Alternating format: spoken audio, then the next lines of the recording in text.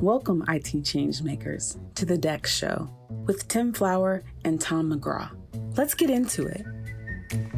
Hello, changemakers. Tom McGraw here. I'm flying solo today as Tim can't be with us this afternoon. And I want to say a few words about this episode. You know, it's a real privilege to be able to co-host the DEX Show. Really one of the most enjoyable things I know Tim and myself and a lot of people involved in the show do as part of our work lives. But I say this without exaggeration, that I've never been more excited to welcome today's guest, or to welcome any guest to the show as I am today. And I'm going to say a quick word about why that is, even though the guest in question, Charles Petzold, has already heard this story. I'm going to subject him to it again before I give him a welcome. So it was about sort of 11 years ago when I started my career in technology. And I was sharply aware, having come out of the publishing industry and having come out of a sort of a pre-career in writing for various publications and such, like I was sharply aware that my knowledge of technology, my understanding of it was pretty limited. And I was given a recommendation to have a look at Charles's book, Code, The Hidden Language of Computer Hardware and Software. And if you've read Code, or if you haven't, it basically walks the reader through the development of computers all the way back to the sort of the harnessing of electricity itself, and step by step by step, and in such a sort of clear and compelling way, not only in terms of the writing, but the illustrations which are used to make it tangible and to make it real, that I found myself reasonably well brought up to date. The gaps in my awareness reasonably well filled, and first and foremost, with a sense that I'd really encountered a really special author, and I feel that way to this day. So I'm absolutely delighted, Charles, to have you on the show. Thanks so much for agreeing to do this, and thanks for your wonderful writing. Thank you. It sounds like you're the ideal reader of code. We always, when we're writing a book, we think about an ideal reader, who that person is, and try to write directly for that person. I didn't have you personally in mind, but you seem to fit the bill.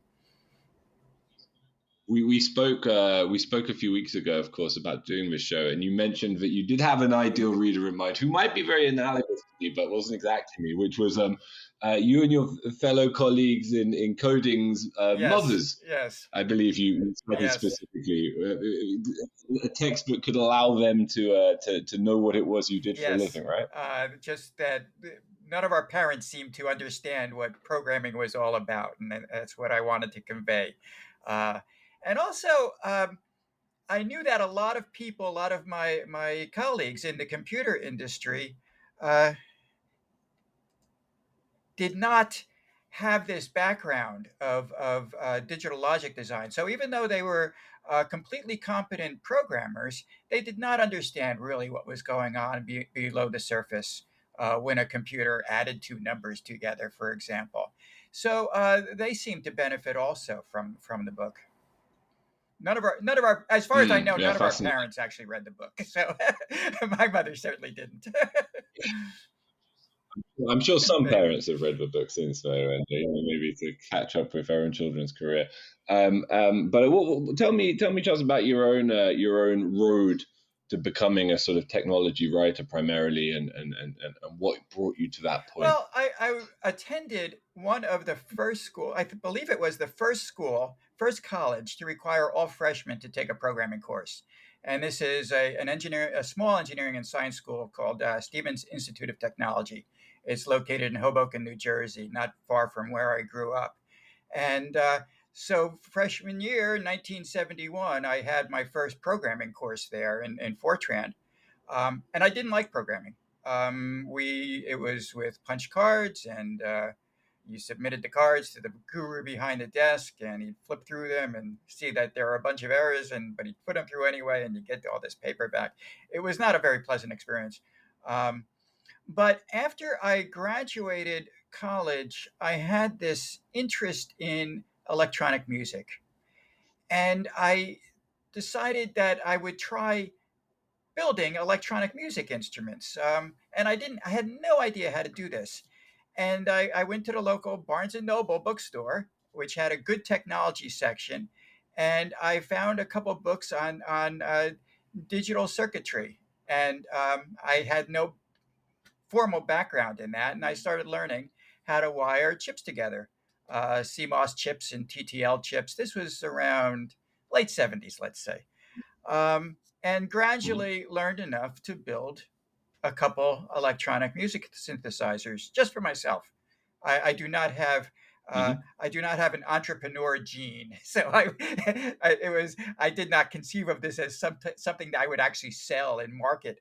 Um, but I eventually ended up building a digital synthesizer, which is a synthesizer that generates sine curves digitally, and then combines them into to make more complex sounds, controlled by a Z80 microprocessor. And so all the knowledge that went into this, I learned basically from scratch.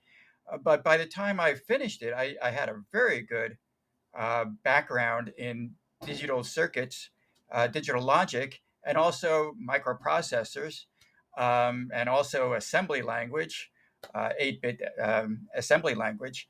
And I knew later on, I started writing for PC Magazine in 1984. I knew that a lot of people did not have this background. So I knew I had kind of a special knowledge of this stuff. And as early as maybe 1986 or so, I thought of this idea to write a book that would explain how a computer works, starting from the basics.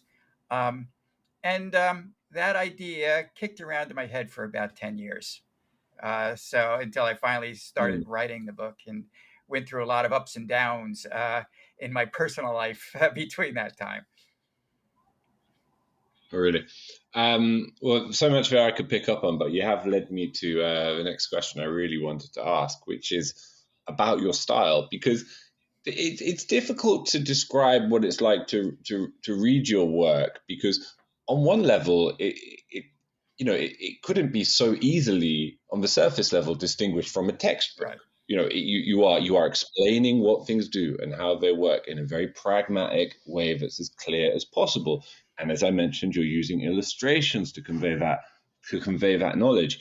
Nonetheless, if you take someone like me, there's no way I could have waded through textbooks on this stuff.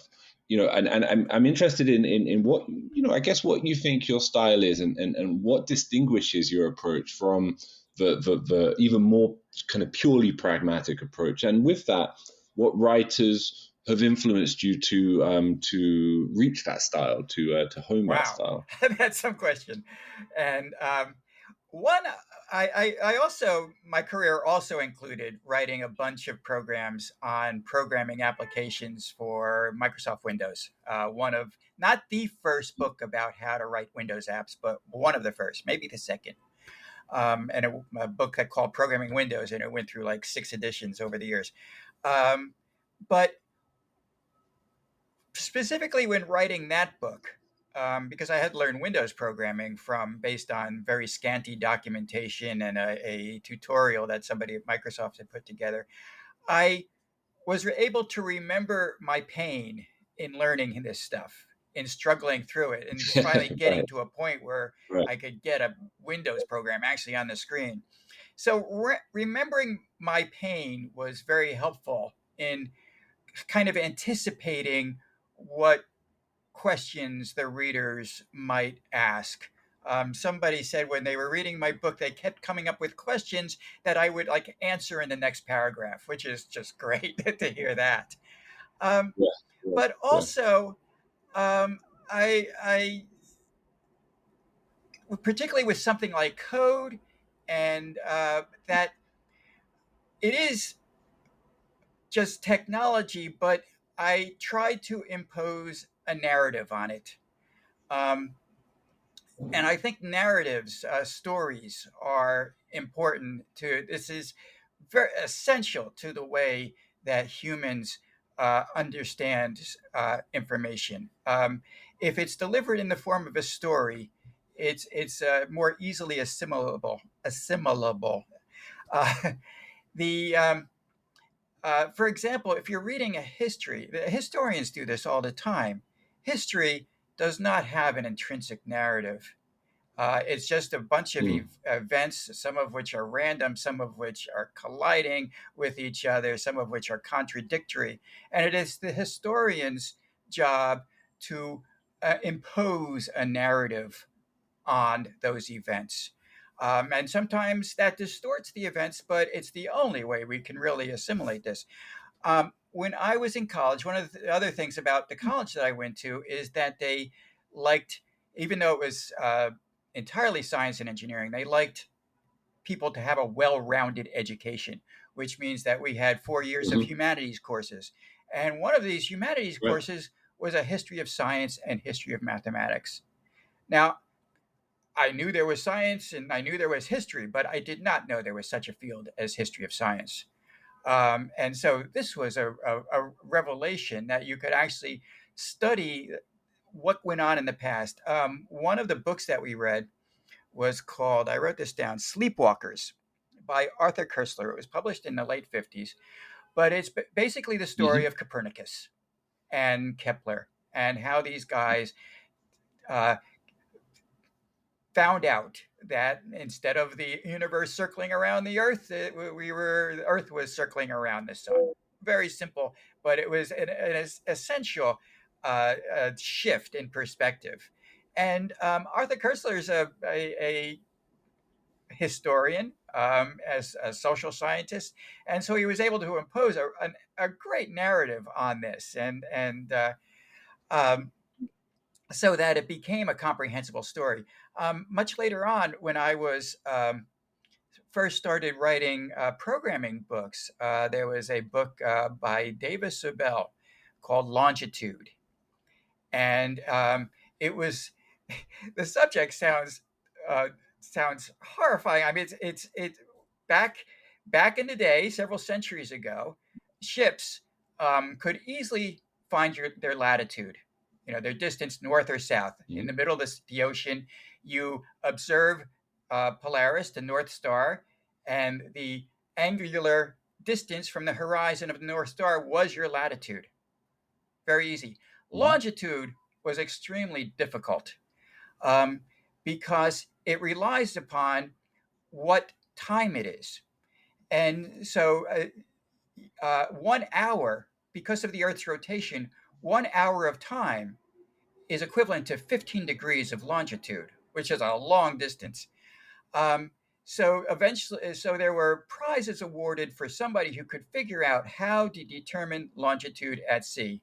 And the answer was to have a really accurate clock, and a clock that would not be affected by temperature or the bouncing waves or anything like that. And Davis Abel told this story. It's a wonderful book. It was published in 1985 called Longitude. Um, so they put a narrative on it and made it a fascinating story without any technical stuff, no math or anything like that. And so that book was really an inspiration to me, that you could write a book about a technical subject but make it available to the common reader. Wonderful. And Arthur Koestler, of course, most famous as a novelist, right? Yes, Even yes, even before his yes. work as a historian. So I'm interested in your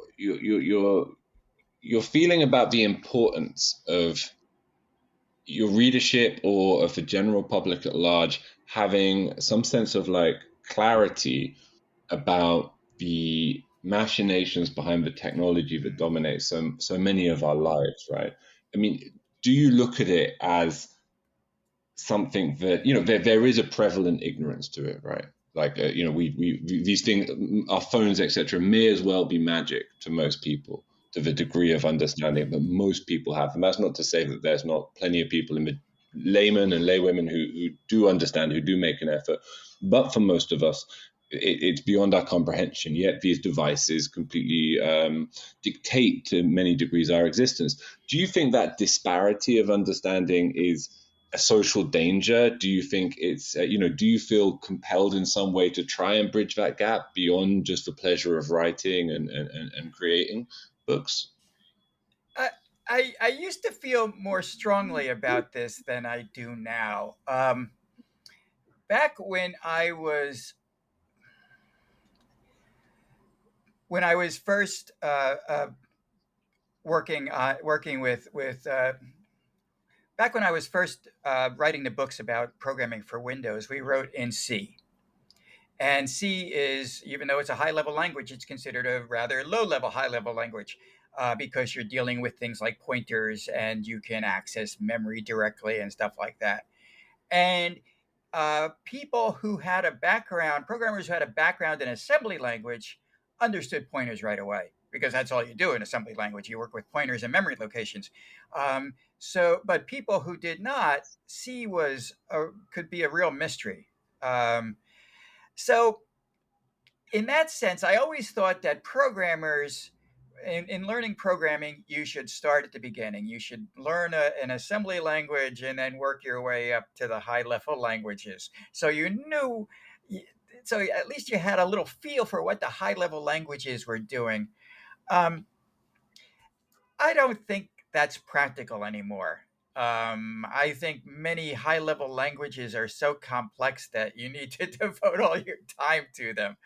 Um, uh, in the past several years, I've been programming mostly in JavaScript, and it's a big language, particularly when you bring in all the stuff you can do in the browser, and then there's graphics APIs and WebGL, 3D API, and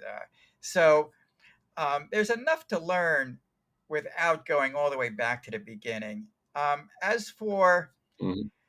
as for the common user, the non-programmer user, boy, I don't know.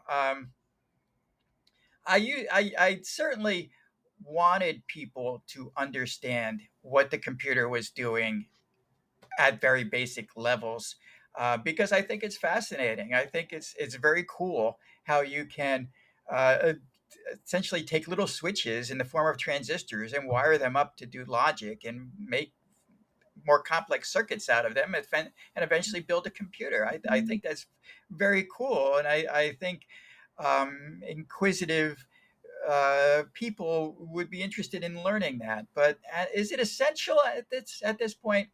I don't know. Um, so that is my It seems, doubt. I mean, the ship may have sailed as well. No, I mean it would Yeah, take quite the course to update so many billions of us affected and yeah, so profoundly by technology. And yeah, it does anticipate a question I had for you for later in the discussion, but I might insert now, which is we see with AI, natural language models, etc., even knowledge of coding, as you described, which can be so kind of such a pyramid of such a pyramid structure of awareness becomes, even for professional coders, feasibly in the near future, somewhat redundant. And in general, then we almost all of us, even then professional technologists, are operating with technology that is even unfathomable or right. unreachable. And I wonder if you have specific concerns about that or about AI in general, or does it become maybe even more important to at least have a general awareness of what the rudiments of computer hardware and software are founded on? Yeah. Well, uh, one of the ways I thought about code was that it demystified the computer. My book code, that it demystified what the computer does because I don't like people thinking that technology is magic, um, even though it appears that way sometimes. With A few years ago, as I was approaching my 65th birthday and wondering if I was going to retire or not, I realized that if I was to continue in the program in the computer industry, I would either have to go deeply into machine learning, or the other option I thought of was quantum computing.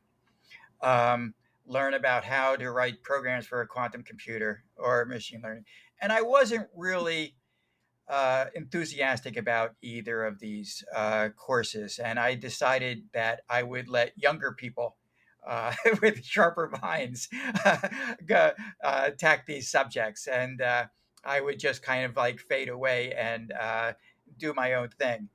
Um, so I've had some reactions to AI that are mostly emotional. Um, when we first started seeing poetry and prose that were created by chatbots that was looked like written by a human, I had a gut revulsion about it. That Yeah. uh, this putting things into words is a very human activity, and that we were creating a program that could mimic that by searching through a wealth of pre-existing sentences and how they were constructed, and where a sentence that started in a particular way, where that sentence would end up with. um, I revulsion is the primary reaction that I had. um, uh, because the sentences were being constructed without any understanding of what the sentence meant, and b, without the shared experiences that humans have when we converse with each other. um, I know that it is possible now that a to have a AI program write a novel or let's say a short story, and to have it seem completely plausible that you might mistake it for something that a human being wrote. Okay. Uh, do I want to read such a story? I don't think so, because when I read fiction, when I read stories, I feel as if another human being is communicating with me through this medium. Who is communicating with me when I if I read a story or a poem constructed by an AI program? Um, would you read? I'll take an extreme example. Say there's a story with a sex scene in it. Would you believe? Would you believe that sex scene? It just would not uh, be. It might sound plausible because it's based on perhaps millions of sex scenes that have been written throughout fiction. It's based on those. It's drawing information from those, but it's not conveying an authentic experience. Um, and there was somebody, I'm on Facebook a lot, and somebody posted something about AI music, which, like, really, I had a really bad reaction to that. And so I wrote a blog entry: can an AI compose music? Which was just a series of questions. Um, but something composing music that has not had the experience of dancing, is that plausible? I don't think so. Um, human beings, we drum on our bodies, and we sing and stuff like that. An AI has never had that experience. So can an AI compose music? Well, it can look at all the music that's being composed and like find structures in those, in the melodies and the harmonies, and put them together in novel ways. Um, but I because that is not coming from a human experience, um, I don't see why I should even listen to it. However, Mm. however, let's take another leap. Um, Say that we create an AI that we that convinces us that it is sentient, and can actually put together unique sentences in the same way that humans do, or compose music in the same way that humans do. That's even worse, because if you have created a sentient being in software, it's like birthing a child. You have responsibility for that. Would you unplug a computer running sentient software? Ah, that's a extreme eth- moral problem. And so, yeah, am I nervous where we're headed with this? You sure am. I don't think we can think lightly about software that has become sentient, if such a thing happens. Um, and I'm not. I don't believe that humans are special. Uh, that are the workings of us are anything but mechanistic. And so I don't see a real intrinsic obstacle to building something that's sentient, but it's an awful lot of responsibility, and that scares me. Fortunately, I'm like in my early 70s at this point, so maybe I won't have to actually experience that. As I said, when I retired, it was like I'm going to do my own thing. I'm going to leave the rest of the computer industry to young people. This is they who can think about this stuff in a fresh way. So, so I Let's become go. an old codger who doesn't like the new stuff, all this AI stuff, But um, does that answer your question? It certainly does. They're very reasonable concerns that many of us have at any age, I would say. Now, in fact, you kind of teed me up rather well as well, because I think your focus has always been a kind of a historical focus, right? The narrative of the evolution of this technological paradigm. And you've described your book, The Annotated Turing, as the work you're proudest of.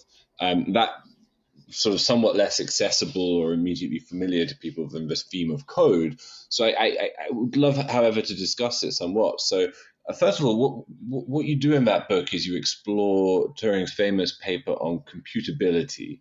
And I wonder if you could maybe frame what that was and what its legacy and significance was to you that engaged you so Yeah, much in it. I first encountered Turing's paper, um, which he wrote basically as a graduate student in when he was 24 years old in 1936.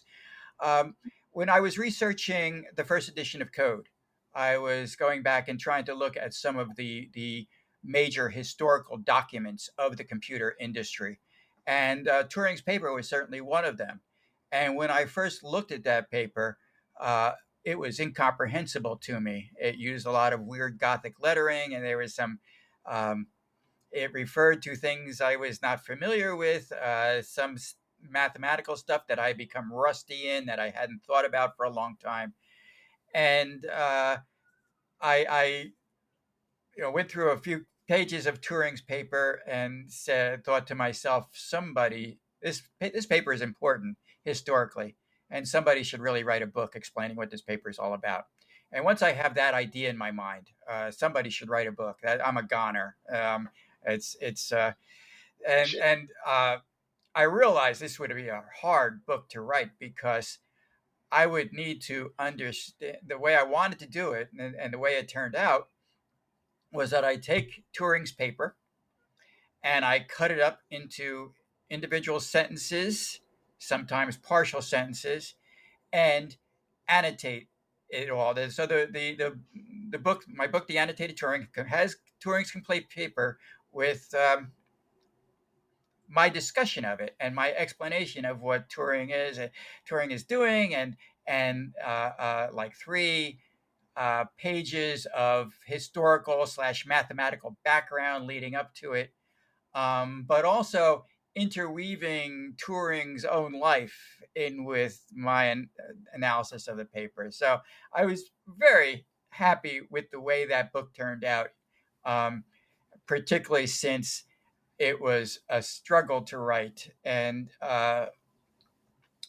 but what the paper is about, Turing, there was this problem in mathematical logic of first order mathematical logic, which is the simplest type of logic using ands and ors and nots and stuff.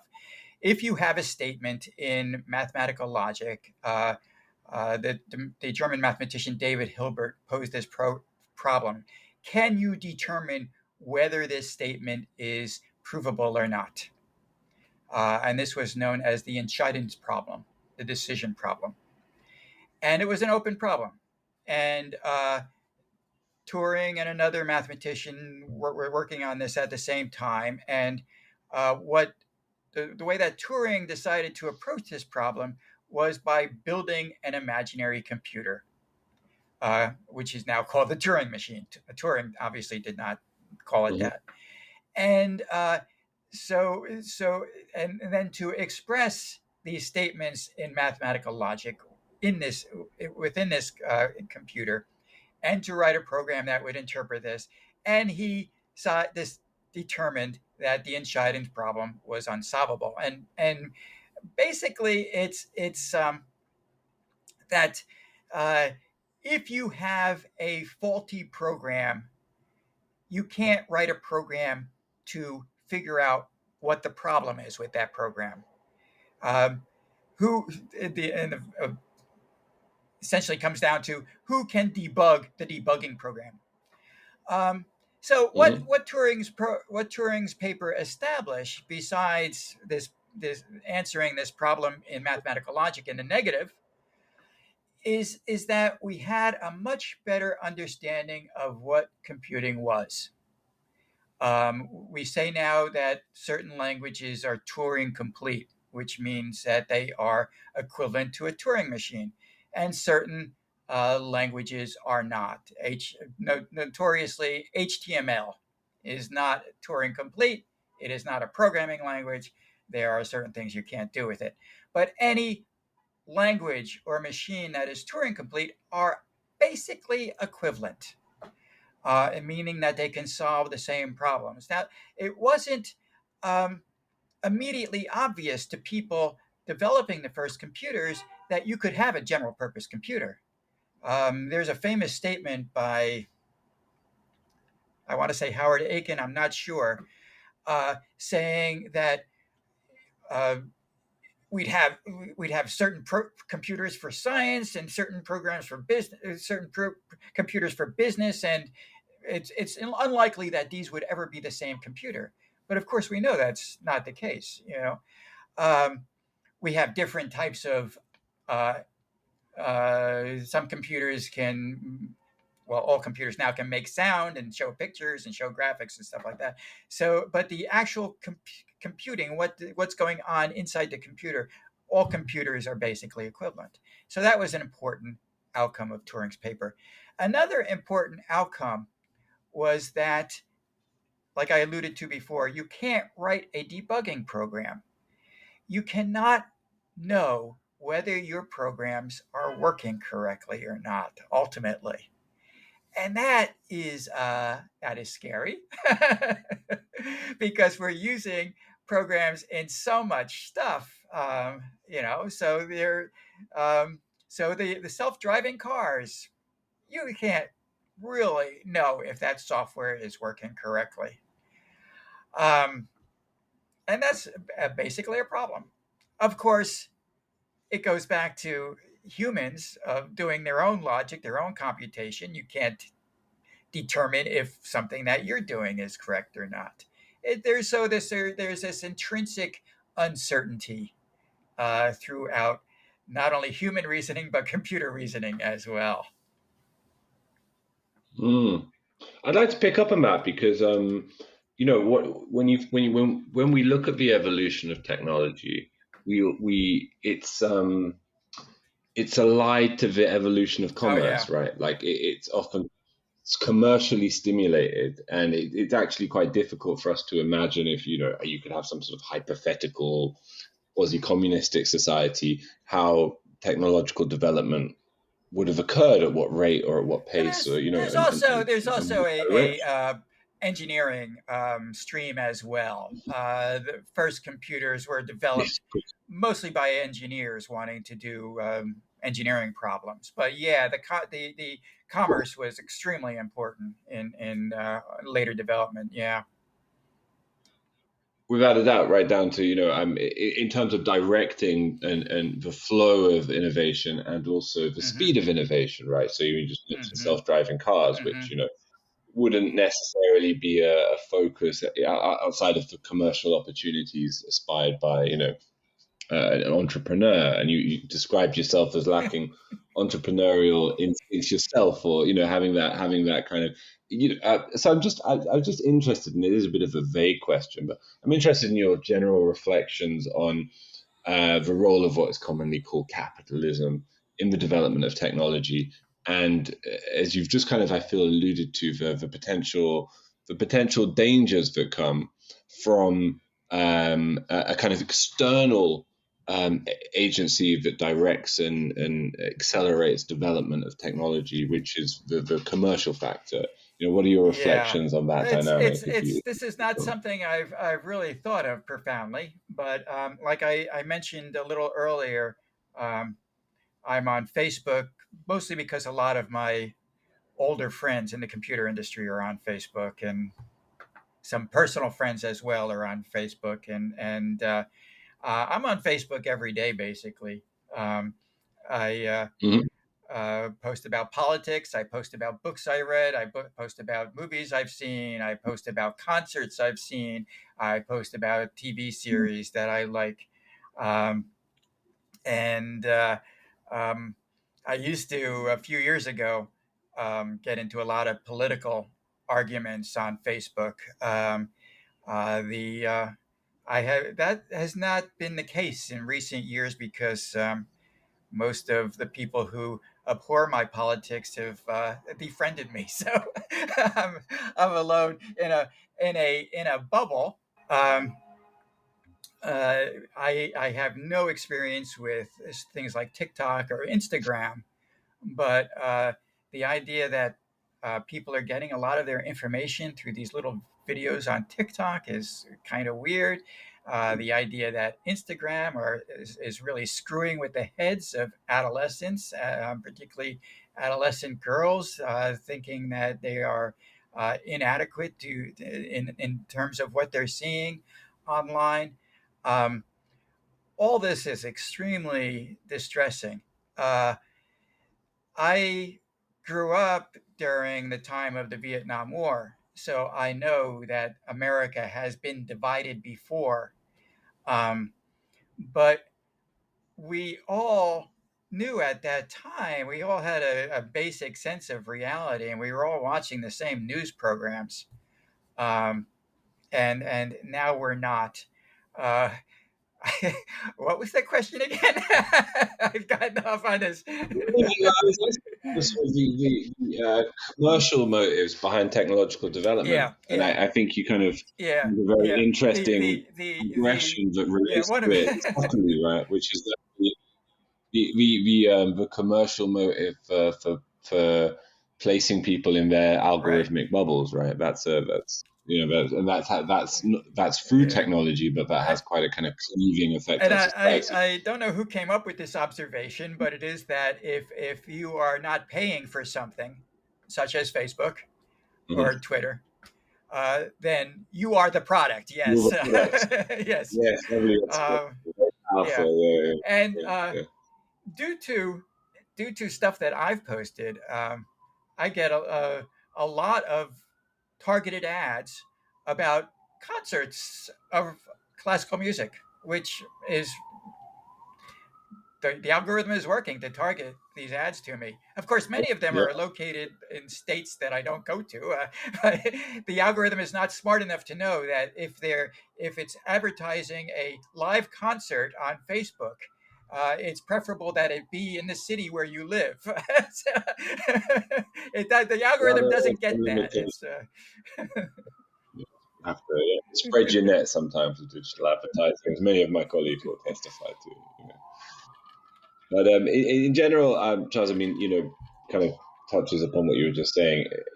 Clearly following your career as a writer, accessibility is something important to you, not only in the notion of making knowledge accessible insofar as it's being clear, but in terms of making your work accessible to as many people as possible. Like with the second edition of Code, people could enjoy it online as well as as well as in book form, free of charge, if I'm not mistaken.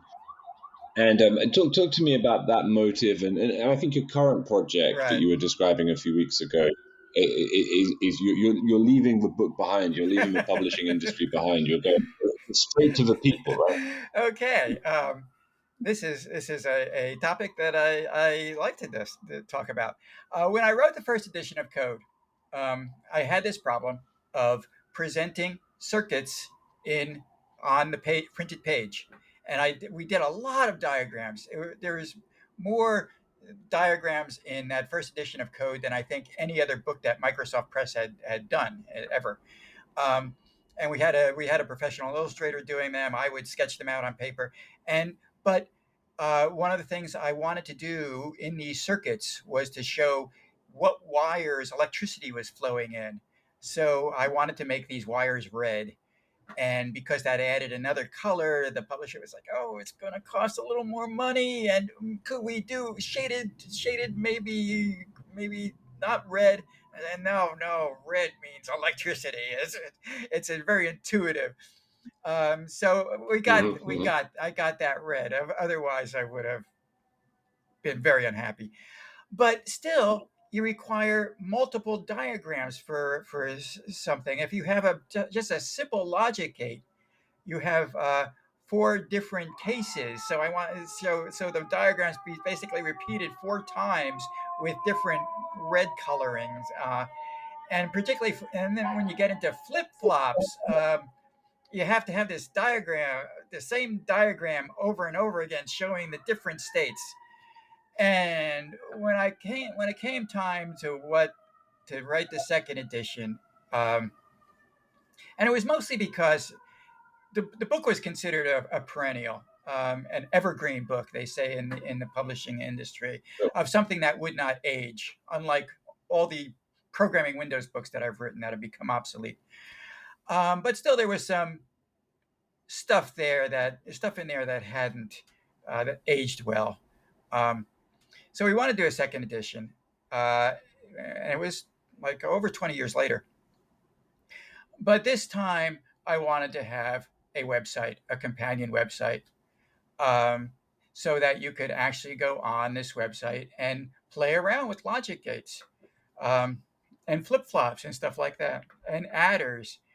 Uh, and it's all interactive graphics. It's all graphics using the HTML5 canvas written in JavaScript. And the website is called codehiddenlanguage.com.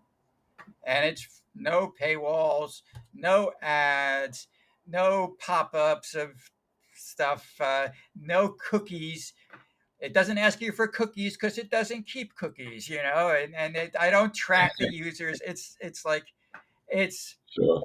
it's as free as any as I don't know what.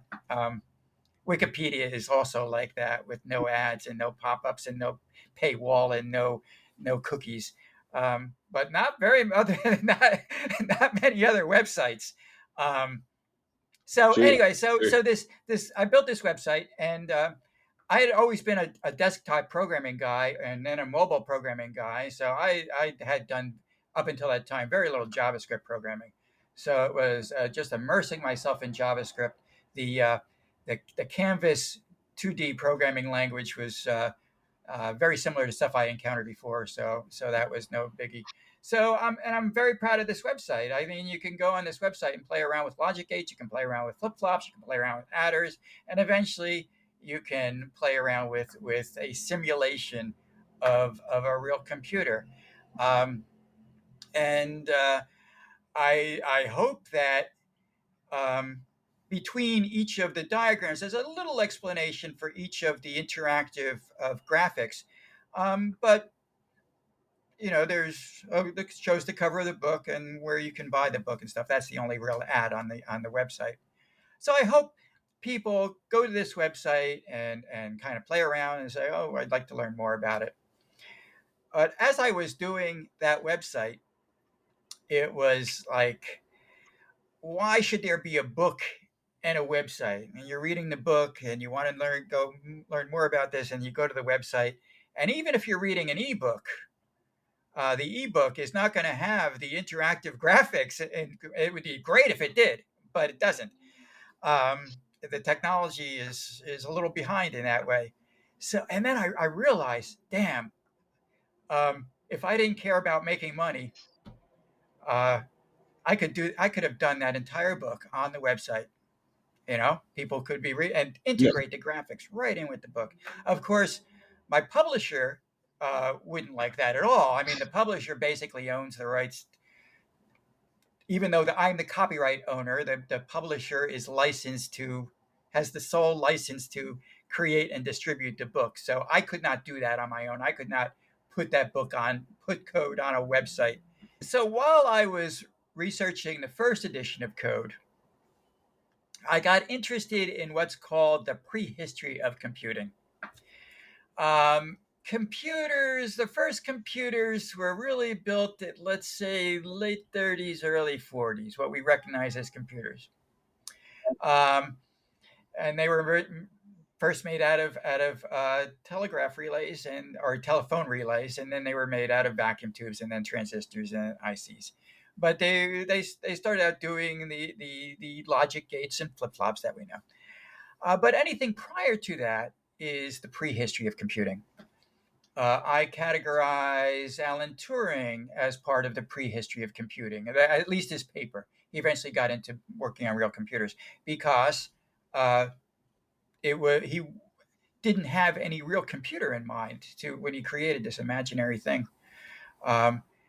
But Charles Babbage, even though what he conceived of would have been Turing complete, and it would have been equivalent to a modern day computer in terms of what the processing it could do. Of course, it would have been very slow, but it could do that same type of processing. It would have been Turing complete.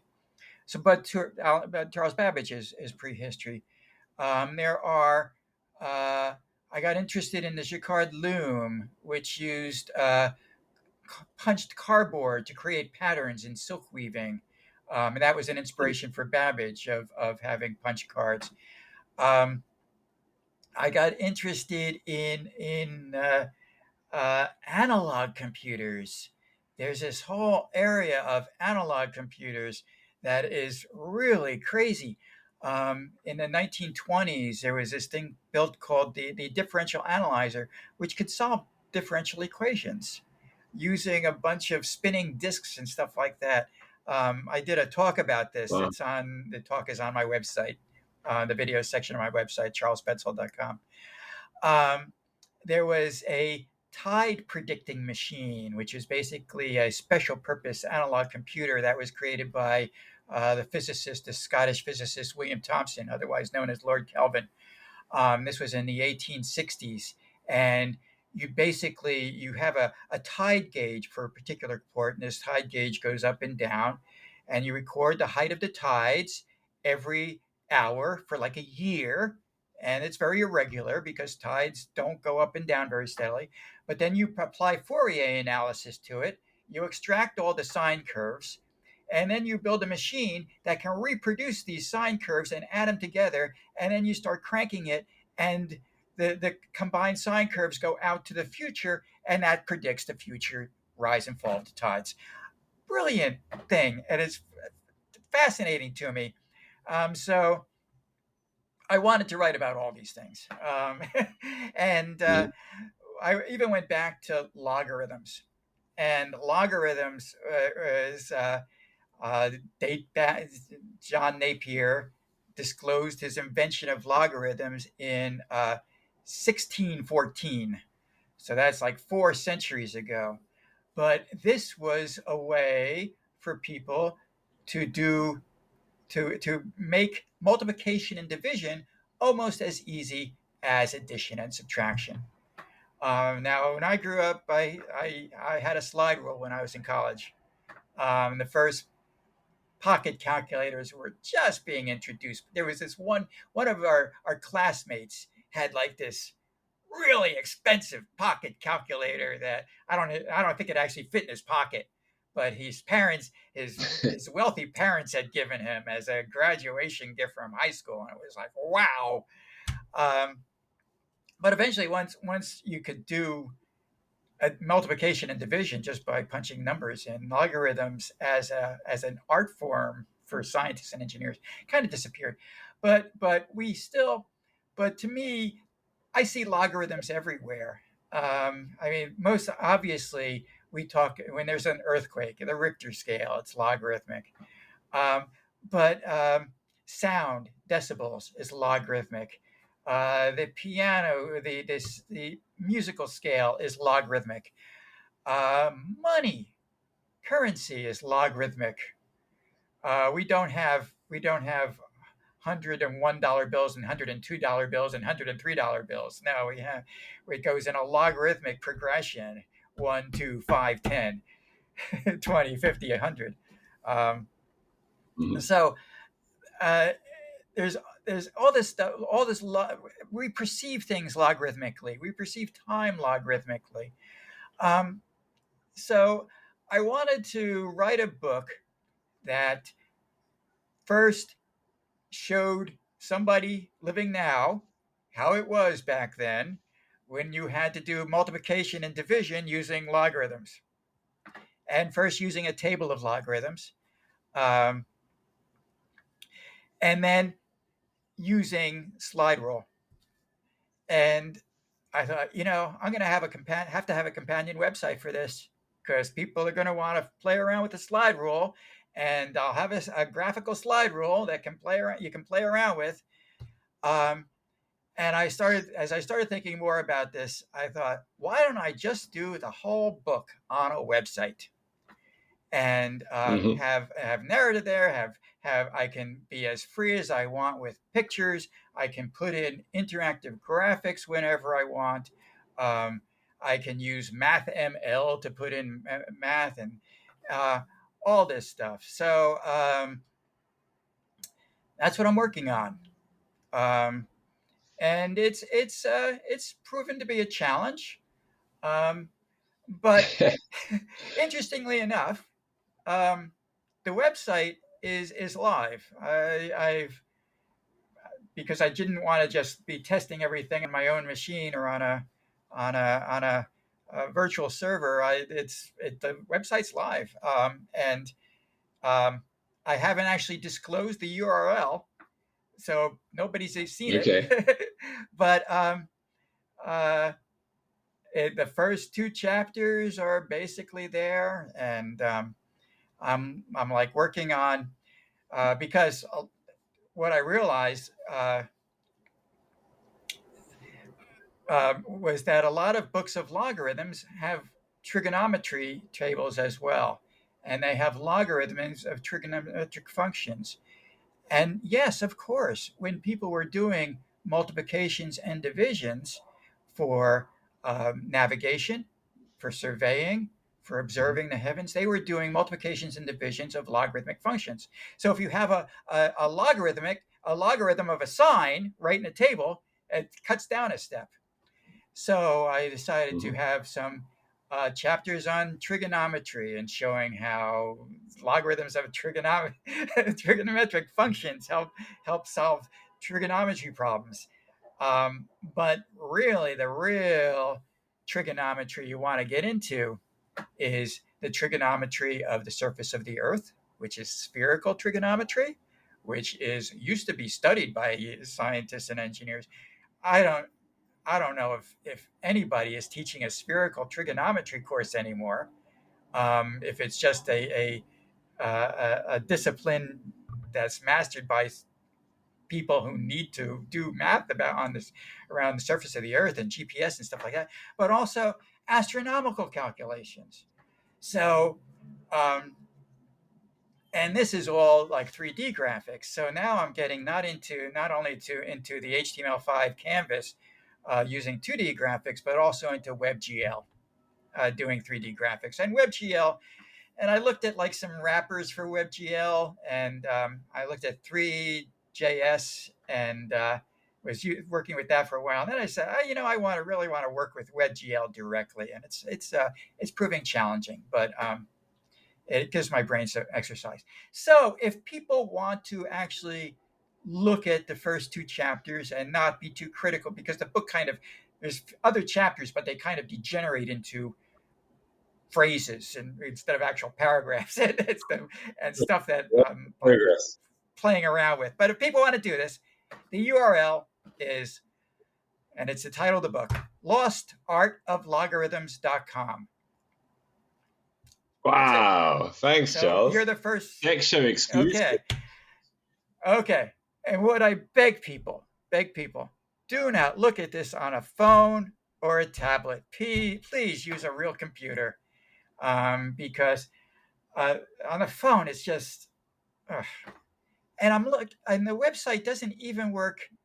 It doesn't work right on. I have a Mac, an iPad Mini, and it doesn't work good on that tablet either. I haven't tried it. We have an Android tablet kicking around here. I haven't tried that either, but it's really best on a real computer, desktop or laptop. It's the least we can do, Charles. My email address is on it in case people want to have feedback or something. But this is, I've given myself like this really big challenge, and I don't know when I'm going to finish this book, because I have another couple of books in mind that are more like real books. I want to do some real books. This is an experiment of an entire web-based book with interactive 2D and 3D graphics, and it's going to be great for this book if anybody cares about reading about logarithms. But I think I'd like to do a real book next after this.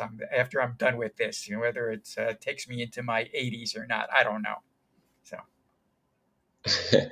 Well, look, thank you so much for that exclusive for the listeners of the show. Yes. Come on, if you heard that, I'm not even going to include it in the show notes. I'm not going to say, well, we'll put the link in the show notes. I'm not going to do that, Charles. I want it only to be the people who've listened to the full conversation and are ready to kind of dig it up for themselves, because then you'll get the real quality committed feedback that I think the project needs to do.